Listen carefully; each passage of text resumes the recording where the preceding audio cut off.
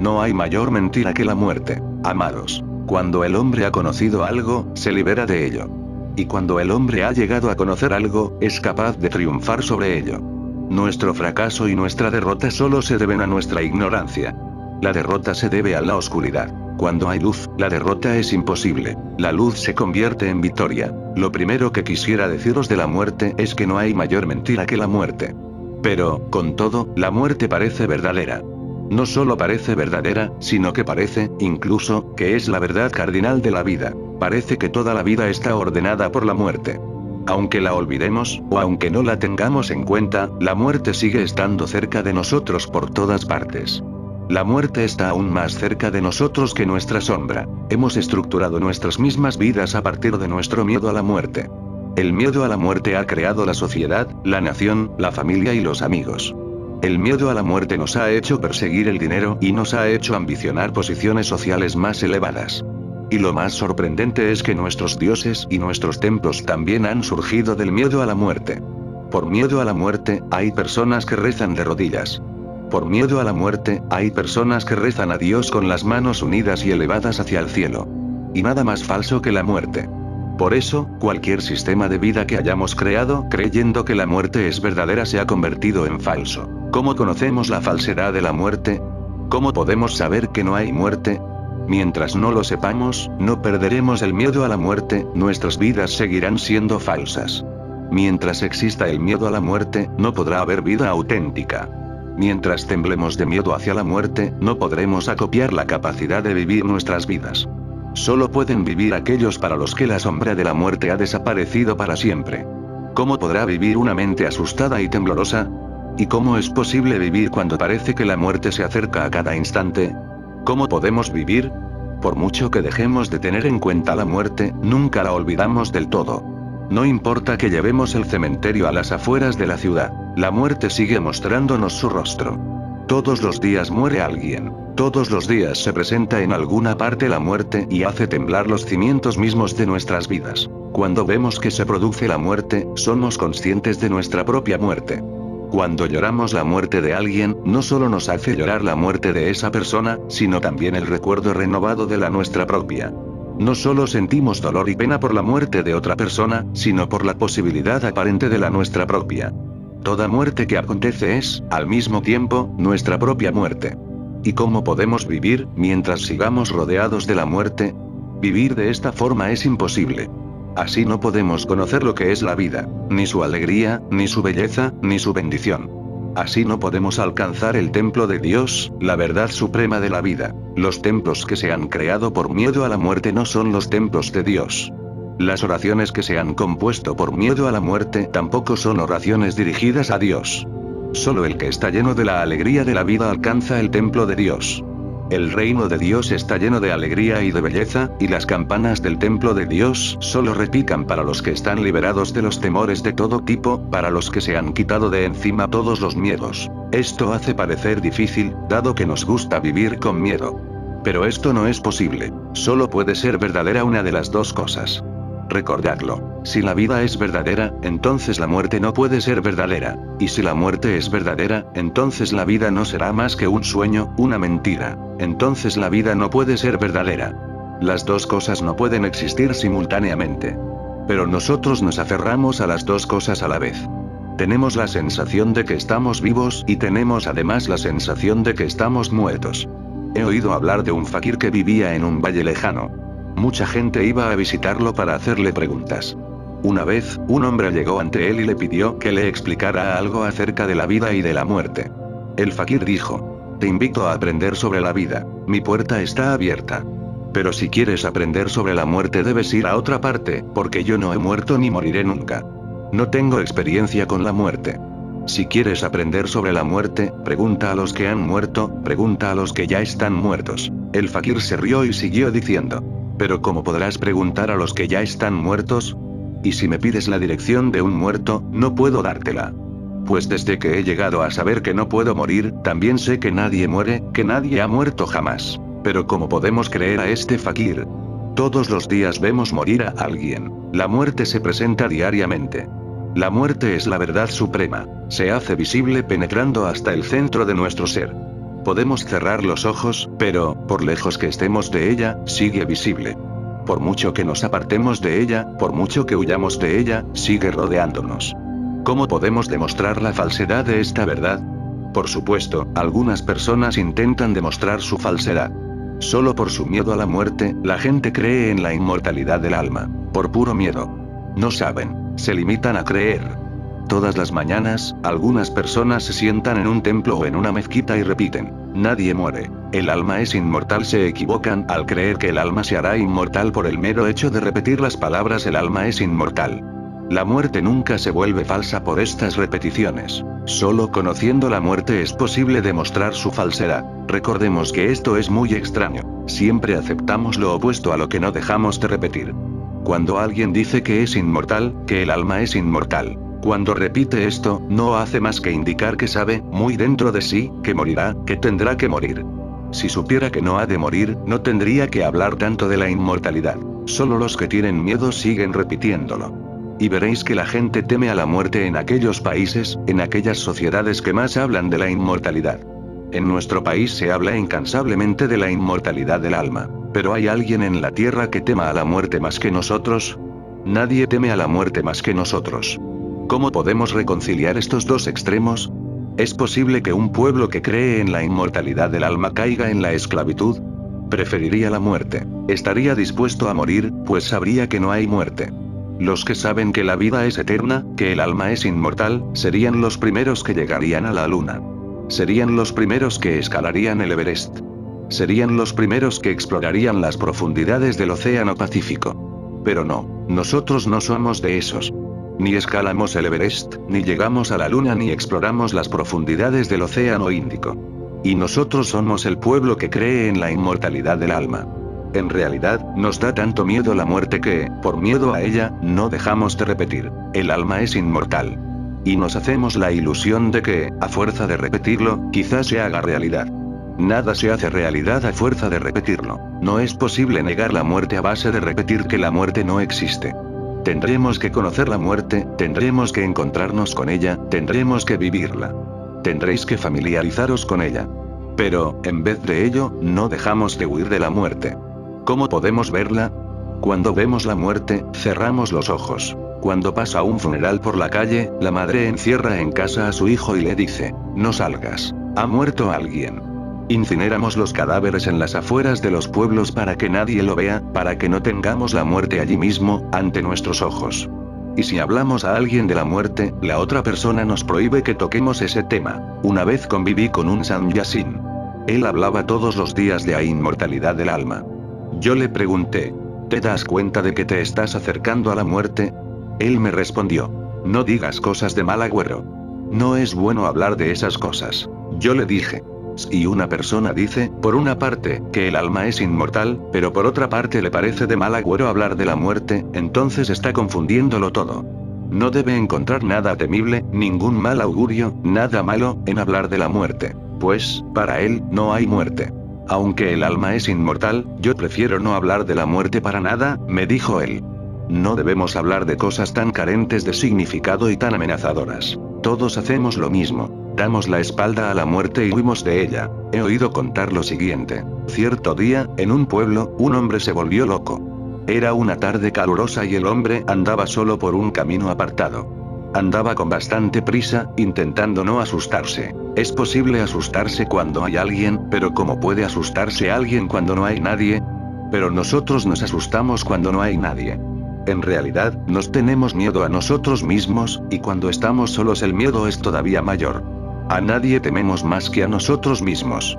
Tenemos menos miedo cuando nos acompaña alguien, y más miedo cuando nos quedamos solos. Aquel hombre estaba solo. Se asustó y echó a correr.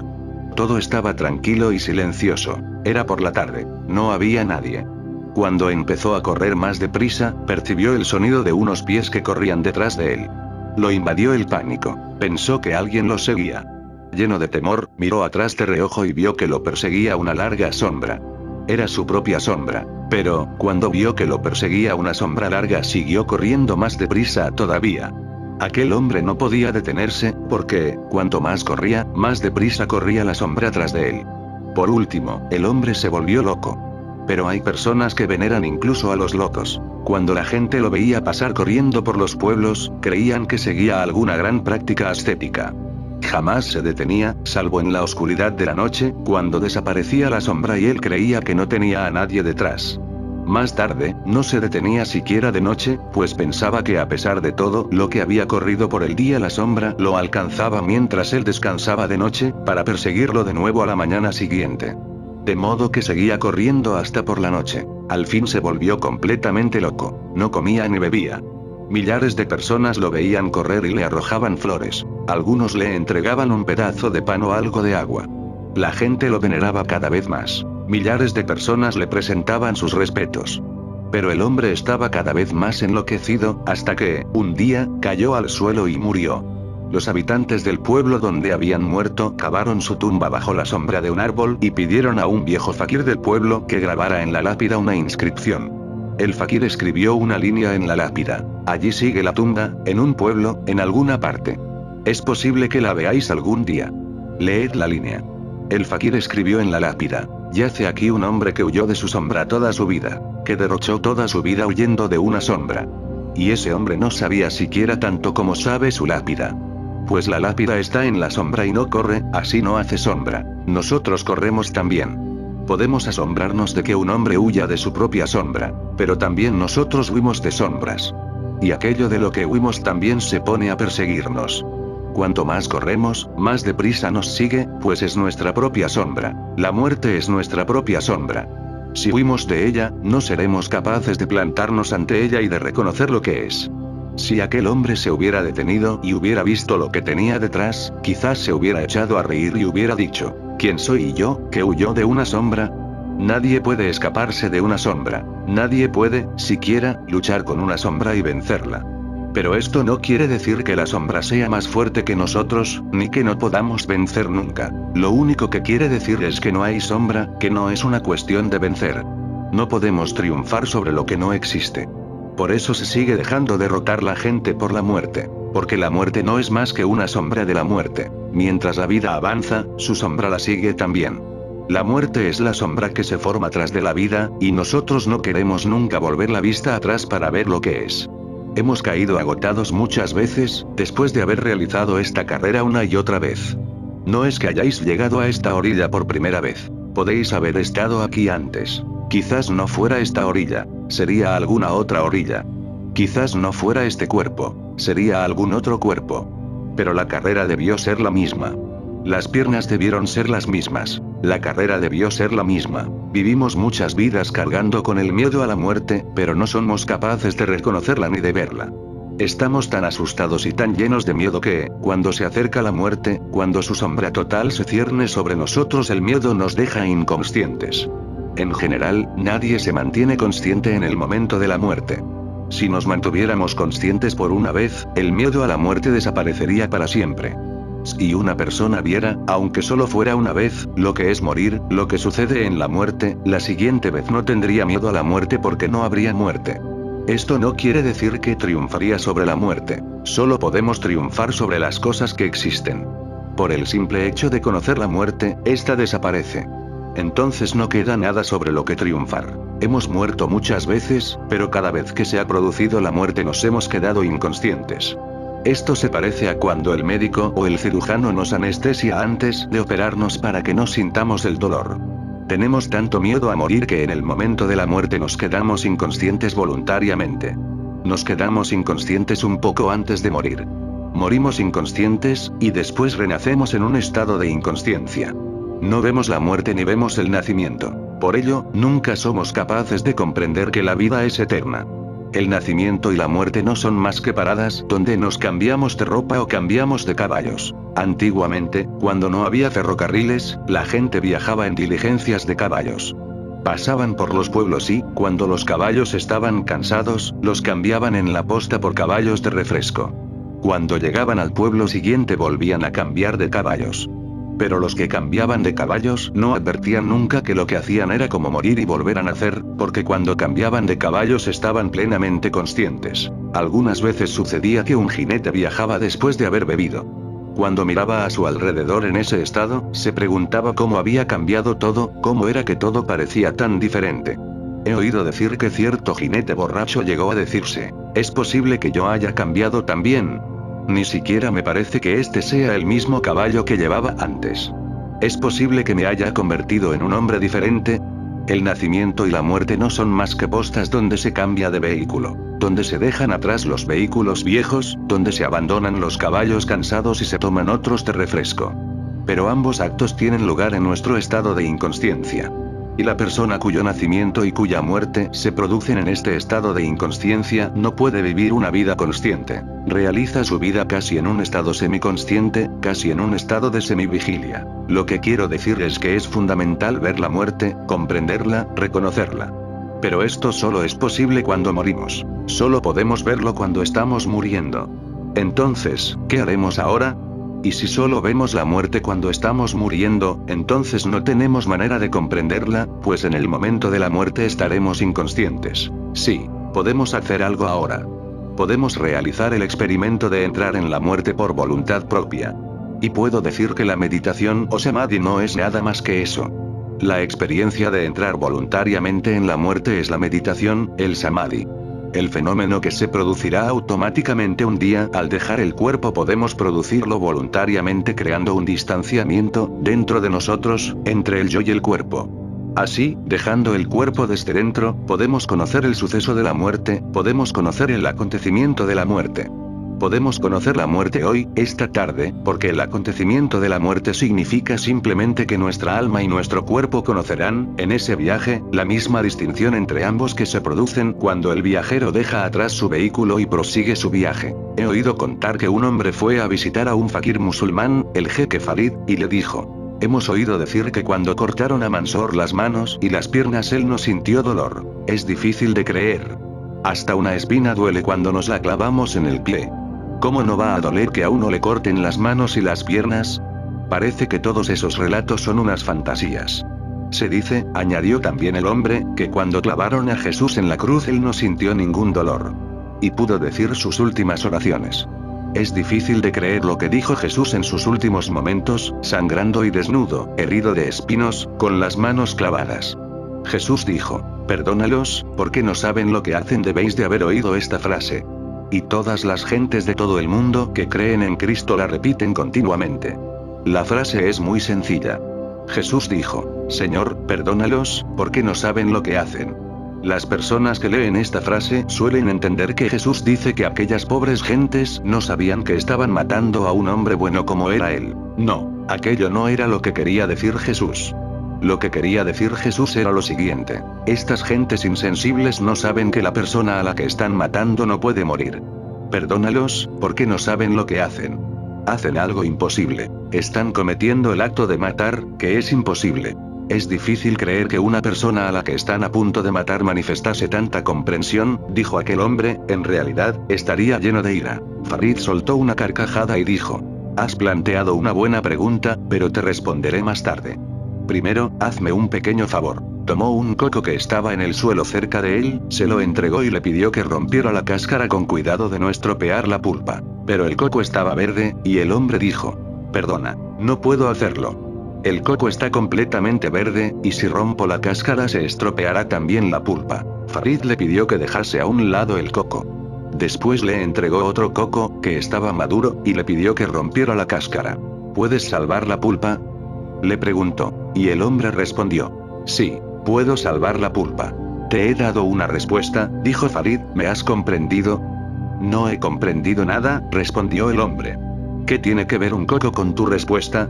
¿Qué tiene que ver el coco con mi pregunta?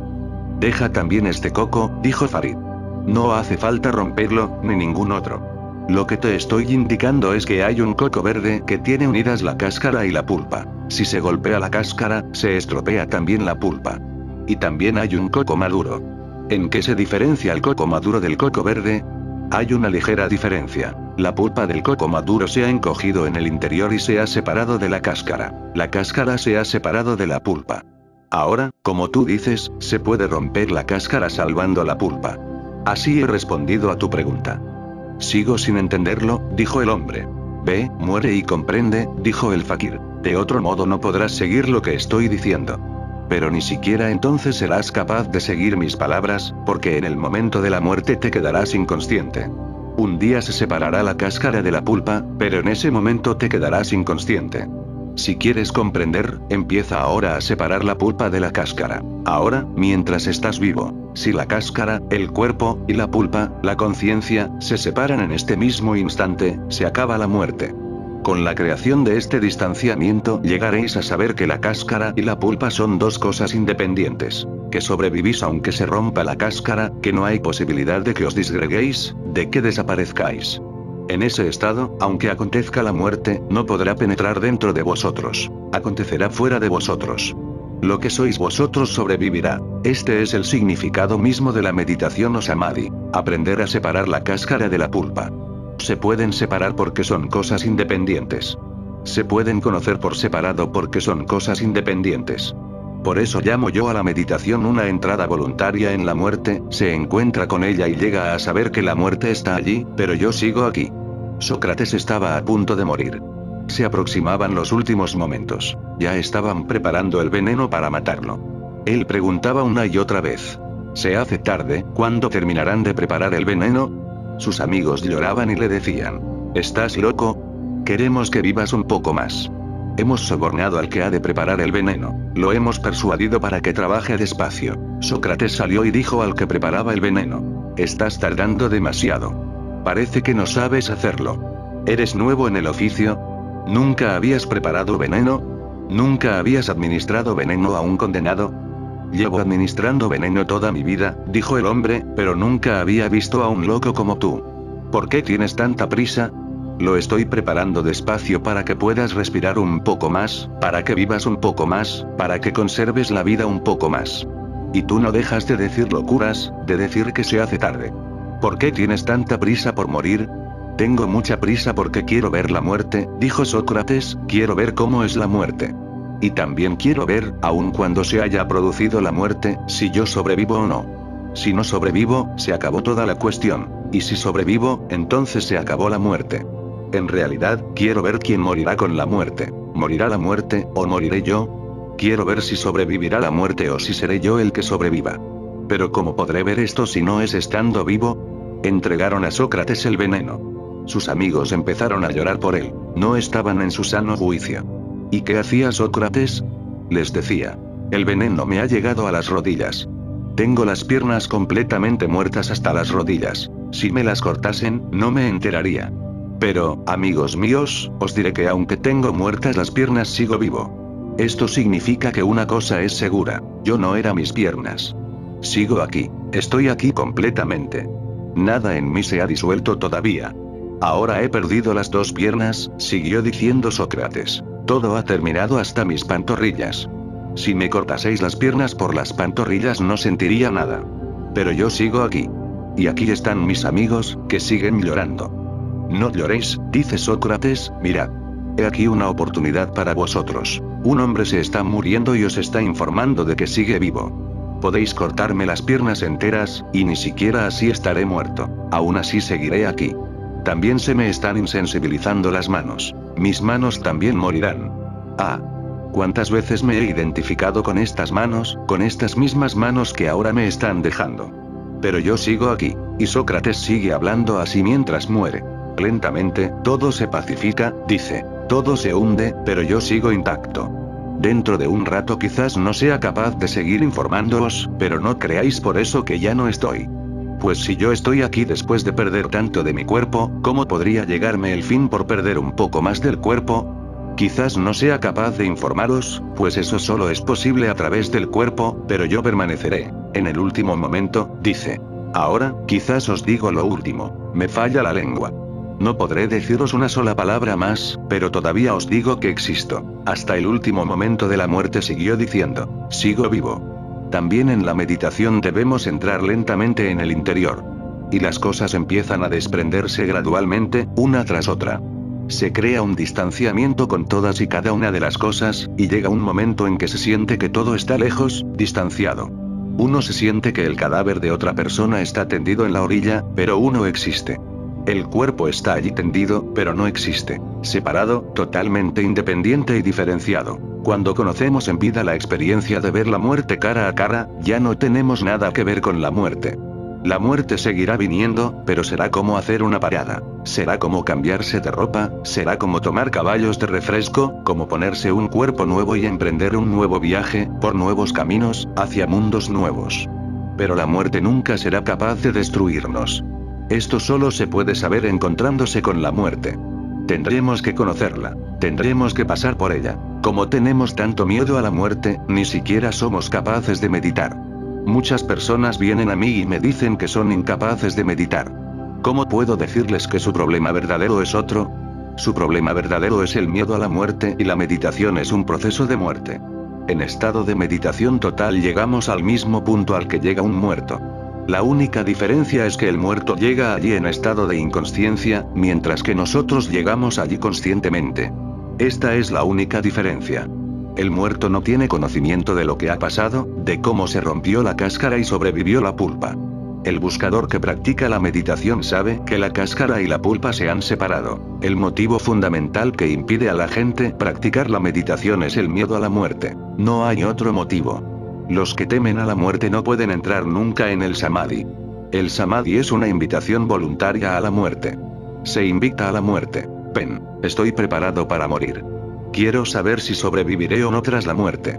Y es mejor que lo sepa estando consciente, porque no podré saber nada si el hecho se produce estando inconsciente. Así pues, lo primero que os digo es que mientras sigáis huyendo de la muerte, esta os seguirá venciendo. Y que el día en que os plantéis y salgáis al encuentro de la muerte, en ese mismo día os dejará la muerte, pero vosotros permaneceréis. En estos 3 días solo os hablaré de las técnicas por medio de las cuales podéis encontraros con la muerte. Espero que en estos 3 días muchos lleguéis a saber morir, muchos seréis capaces de morir. Y si sabéis morir aquí, en esta orilla y estamos en una playa increíble. Krishna caminó un día por estas arenas. El mismo Krishna que dijo a Arjuna, durante cierta guerra, no te preocupes, no temas. No tengas miedo a matar o a ser matado, pues te digo que nadie muere ni nadie mata. Tampoco ha muerto nadie nunca ni puede morir nadie jamás. Y todo lo que muere, todo lo que puede morir, ya está muerto. Y lo que no muere ni puede ser matado no tiene manera de morir. Y eso es la vida misma. Esta noche nos hemos reunido inesperadamente en esta playa por la que caminó una vez el mismo Krishna. Estas arenas han visto caminar a Krishna. La gente debió de creer que Krishna había muerto verdaderamente, pues conocemos la muerte como la única verdad. Para nosotros, todo el mundo muere. Este mar, estas arenas, nunca han creído que Krishna muriese. Este cielo, estas estrellas y la luna nunca han creído en la muerte de Krishna. En concreto, en la vida no hay lugar en ninguna parte para la muerte, pero todos hemos creído que Krishna había muerto. Lo creemos porque siempre nos persigue el pensamiento de nuestra propia muerte. ¿Por qué nos preocupa tanto el pensamiento de nuestra muerte? Estamos vivos ahora mismo. Por lo tanto, ¿por qué tenemos tanto miedo a la muerte? ¿Por qué nos asusta tanto morir? En realidad, detrás de este miedo hay un secreto que debemos comprender. Detrás de ello hay una cierta aritmética, y esta aritmética es muy interesante. Nunca nos hemos visto morir a nosotros mismos. Hemos visto morir a otros, y eso refuerza la idea de que también nosotros tendremos que morir. Por ejemplo, una gota de lluvia vive en el mar con otros millares de gotas, y un día los rayos del sol caen sobre ella y se convierte en vapor, desaparece. Las demás gotas creen que ha muerto, y tienen razón, porque han visto a la gota hace poco y ahora ha desaparecido. Pero la gota existe todavía en las nubes. Pero ¿cómo van a saberlo las demás gotas hasta que ellas mismas se conviertan en la nube? Para entonces, aquella primera gota habrá caído al mar y se habrá convertido en gota de nuevo. Pero ¿cómo pueden saber esto las demás gotas hasta que ellas mismas emprendan ese viaje? Cuando vemos morir a alguien de nuestro entorno, creemos que las personas ya no existen, que ha muerto una persona más. No nos damos cuenta de que esa persona, sencillamente, se ha evaporado, ha entrado en lo sutil y, a continuación, ha emprendido un nuevo viaje. Es una gota que se ha evaporado para convertirse de nuevo en gota. ¿Cómo vamos a verlo? Lo único que nos parece es que se ha perdido una persona más, que una persona más está muerta. Así, todos los días muere alguien. Todos los días se pierde alguna gota. Y poco a poco nos invade la certeza de que también nosotros tendremos que morir, de que también yo moriré. Después nos domina un temor: moriré. Este temor nos domina porque estamos mirando a los demás. Vivimos observando a los demás, y este es nuestro problema. Anoche conté a unos amigos un relato. Una vez, un fakir judío se alteró mucho por sus problemas. ¿Quién no se altera? A todos nos molestan nuestros infortunios, y lo que más nos molesta es ver felices a los demás. También esto tiene su aritmética, la misma aritmética de que hablé en relación con la muerte. Vemos nuestra tristeza y vemos las caras de los demás. No vemos la tristeza en los demás. Vemos sus ojos alegres, las sonrisas en sus labios. Si nos miramos a nosotros mismos, vemos que, a pesar de tener problemas interiores, mantenemos la sonrisa exterior. En realidad, la sonrisa es una manera de ocultar la tristeza. Nadie quiere dar muestras de que es infeliz. Si la persona no puede ser verdaderamente feliz, al menos quiere dar muestras de que ha llegado a ser feliz, porque dar muestras de ser infeliz provoca grandes sentimientos de humillación, de pérdida y de derrota. Por eso mantenemos externamente una sonrisa, e internamente nos quedamos como estamos. Interiormente se siguen acumulando las lágrimas. Exteriormente practicamos nuestras sonrisas. Así, cuando alguien nos mira desde el exterior, nos encuentra sonrientes. Pero cuando esa persona mira dentro de sí misma encuentra allí tristeza. Y eso se convierte en un problema para él. Cree que todo el mundo es feliz, que solo él es infeliz.